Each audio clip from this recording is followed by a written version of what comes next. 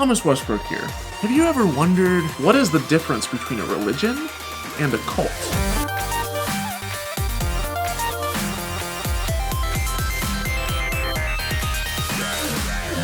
What is up, skeptics? We're going to be doing something a little bit different today. We are going to be playing a game of cult or religion. I'm going to read out a particular description of an organization, and you're going to have to guess if it is a cult or a religion.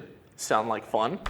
Well, you may not agree with me on every single one of these, but just wait, hang in there until the end, and I'm going to give you a description of why something is a cult or not. Also, on the way here, I saw this sign for f***ing cakes, so I had to stop and pick up some f***ing cakes. So if I stop in between the questions while you're guessing if something's a cult or religion, I'm going to be taking a bite of my f***ing cakes. Are you ready? Number 1. With over 1,200 centers in which its followers attend services in hopes of attaining enlightenment, this belief system follows the teachings of a holy man who died in 2011. He reportedly was able to pull pellets of ash, rings, and other small trinkets from thin air, and was believed to have even performed resurrections. He was the alleged re-embodiment of another holy guru and predicted that he would die at 96, but died at 84 instead.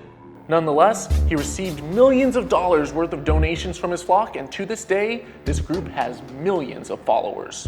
Cult or religion? Oh, God, yes.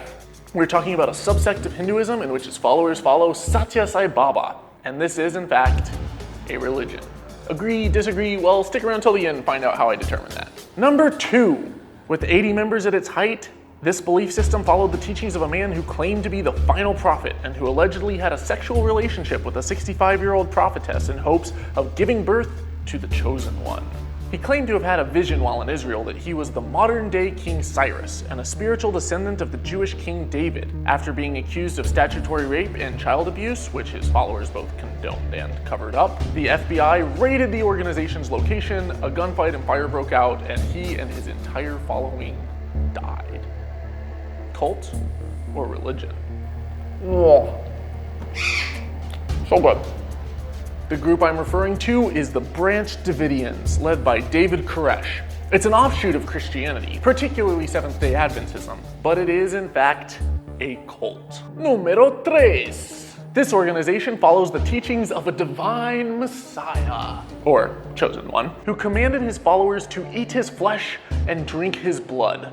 His followers flocked to hear his sermons, which he gave from mountaintops before feeding them fish and bread loaves, which he blessed. His message is that of peace and love, and he claims to be the Word of God.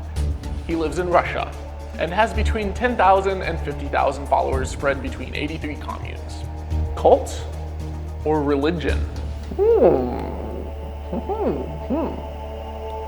This is, of course, the cult of Vissarion, or Russian Jesus, in Petropavlovka, Russia. He claims to be the second coming of Jesus, and while his biological mother's name is Nadezhda, he still thinks that Mary's his real mom.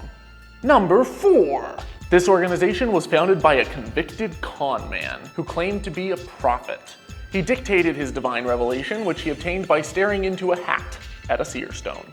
He claimed that God resides on a nearby planet and sent Jesus to North America after his death and resurrection in the Middle East. The organization teaches secret rituals, wears holy underwear, has a strong emphasis on converting new members, but shuns everyone who leaves, turning families against each other. Although its leader died in 1844, it has over 15 million members and several offshoots worldwide.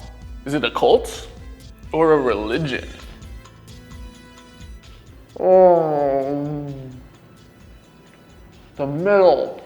We are talking about Mormonism, founded by Joseph Smith. And while I know that a lot of ex-Mormons would call it a cult, it is in fact a religion and not a cult.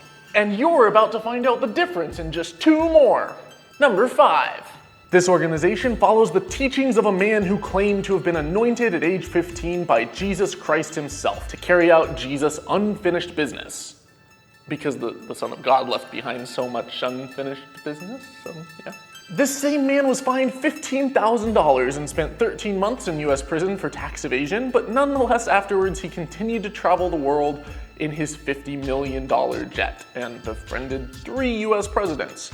He supported Nixon during the Watergate scandal and is best known for his mass blessings of couples, at one point blessing 30,000 couples at once who were present in his ceremony in Washington, D.C. Many members left their jobs and schools to dedicate their lives full-time to his organization, and the leader coined the term crazy for God. No irony there? No one?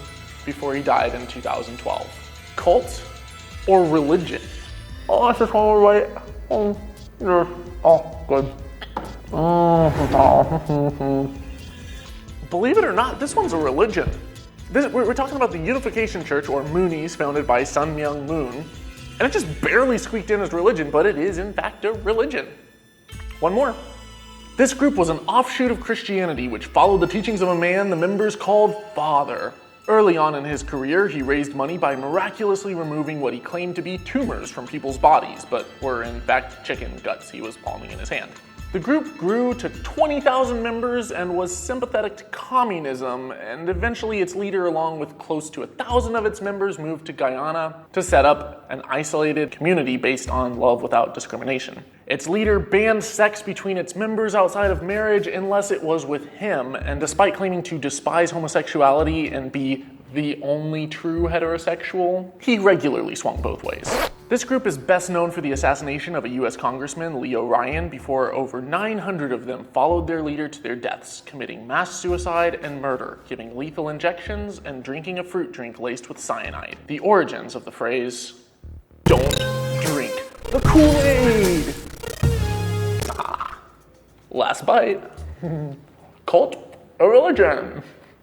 If you don't know this one, I'm disappointed in you guys. This one is so obvious because almost everyone has heard about Jim Jones and his cult with the People's Temple at Jonestown. It is, in fact, you guessed it, a cult. But what exactly is the difference between a cult and a religion? Well, in searching for the answer, I found multiple checklists that determine if something is a cult or not. The problem was that so many of those items also applied to religions. Here are a few from the book Take Back Your Life, Recovering from Cults and Abusive Relationships. The leadership dictates, sometimes in great detail, how members should think, act, and feel. That's certainly something we see in almost every religion. Or, the leadership induces feelings of shame and or guilt in order to influence and or control its members. Religious organizations are experts at this. Or how about subservience to the leader or group requires members to cut ties with family and friends and radically alter the personal goals and activities they had before joining the group? Well, that's very much in keeping with many religions. The group is preoccupied with bringing in new members. As a former missionary, I have no experience with this one. Members often fear reprisals to themselves or others if they leave, or even consider leaving the group. If you've ever been shunned for leaving your religion, you know exactly how this one feels. Not to mention all of the death for apostasy laws in Islamic countries. Now, I'll link the full list in the description below, but the only major difference that I could find between a religion and a cult is, did the organization continue on or fizzle out after the leader died? If you're blindly following a leader who claims to have divine revelation, you're in a cult. If that leader's dead and you're doing the same thing, you're in a religion. But I fail to see how a dude being dead lends it any more credibility. And if this is the definition of a cult, then with Jesus being alive and well and living in our hearts and minds as Christians believe that he is, does that make Christianity a cult instead of a religion? You tell me, skeptics, in the comments below. And if you'd like to engage with me on social media, you can find all my links here. And make sure you subscribe below so you don't miss part 2 of this cult religion series, in which I'm going to create a mashup between sermons from cult leaders and from modern day pastors and people. I'll be taking actual recordings from people like Jim Jones and Marshall Applewhite, so you really don't want to miss this one. It's going to be good. Thank you as always to my incredibly awesome patrons. You guys rock, and whatever you do, don't drink the Kool-Aid.